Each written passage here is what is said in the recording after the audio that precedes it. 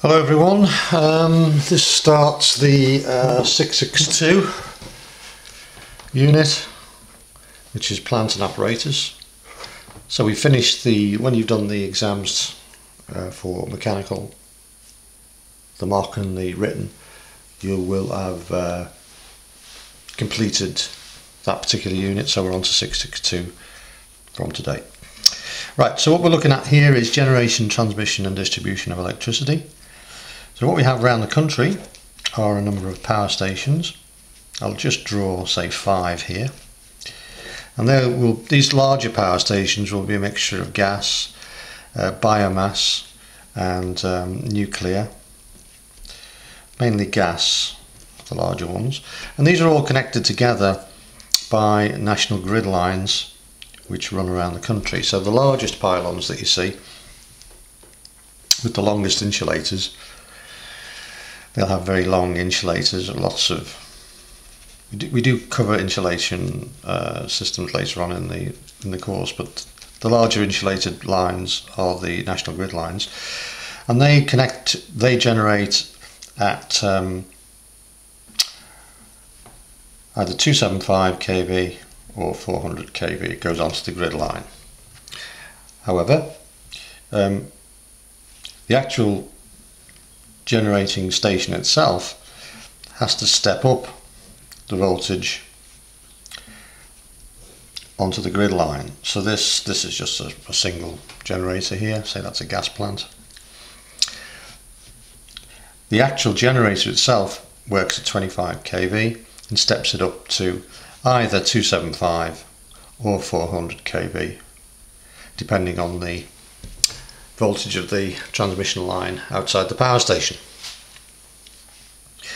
So this grid system effectively connects all the generators together, but it also feeds into substations which are owned by National Grid, and that voltage comes in at either 400 or 275, 400, and then it comes off at 132 kV. And at this point it becomes your responsibility. So the DNO, which is your company is a distribution network operator, is now responsible for this 132 kV network, and that goes around the system. So 132 kV is then fed out to various places on your network. These should be dotted around, say, could be one near Liverpool, there could be one in Manchester. No, that's not right. So that one, say the grid substation would be in Liverpool. That would send out 132 kV to your substations, and these could be in Liverpool suburbs. So that one might be in Walton. This one might be in Aigburth, and this one might be in the city centre.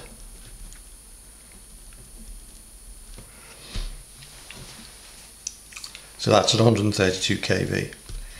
Now these will then feed, step down the voltage to 33 kV, and they would feed a range of smaller substations, maybe around the city centre. So around the city centre there might be 2 or 3 smaller ones at 33 kV, and then they step it down to 11 kV, and then the 11 kV goes into these smaller substations, are the ones that you see dotted around, like small brick buildings. In rural areas they might be exposed on a field in a caged area or whatever. And the 11 kV network then feeds 230 volts to 400 volts to the local customers. So these customers now are shops, houses, flats, factories. Some customers will receive three-phase supplies, but most customers, particularly domestic, flats, houses and small shops, will get single phase, and we will be talking about single and three phase later in the day. Okay, so that's the generation, transmission and distribution. So your company is a DNO, and they have a license to distribute around the Merseyside and North West, Merseyside and North Wales. Other DNOs are responsible for different parts of the country. Right, so what you need to remember though is that grid voltages are 400 or 275 kV,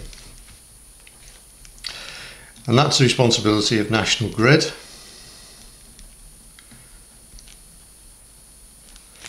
And then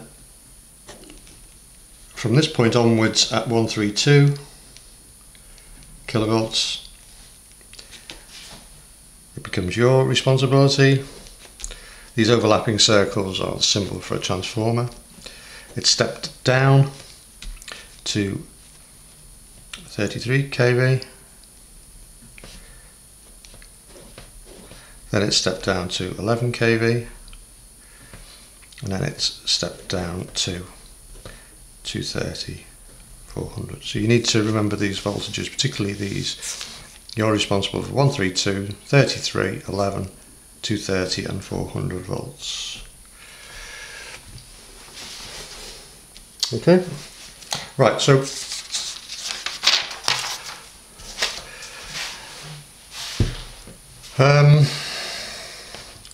the generating stations are interconnected mainly to actually transfer power between consumers.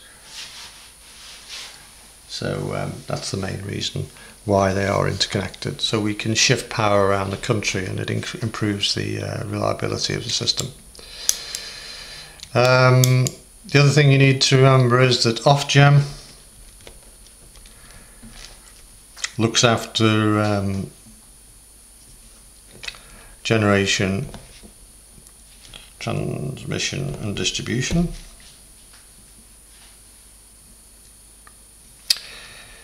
They act in the interest of the consumer. Okay.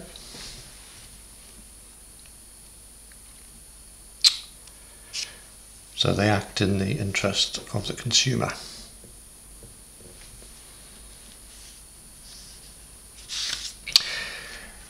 The reason we transmit at such high voltages is primarily to HV transmission. TX means transmission, is for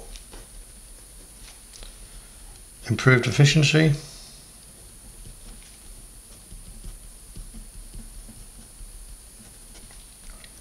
and fewer losses.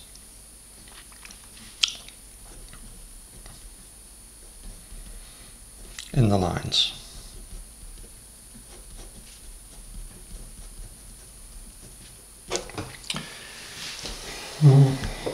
Okay, so that's the first introduction video for this particular unit. I'll do another one probably tomorrow. Okay, thanks very much, bye.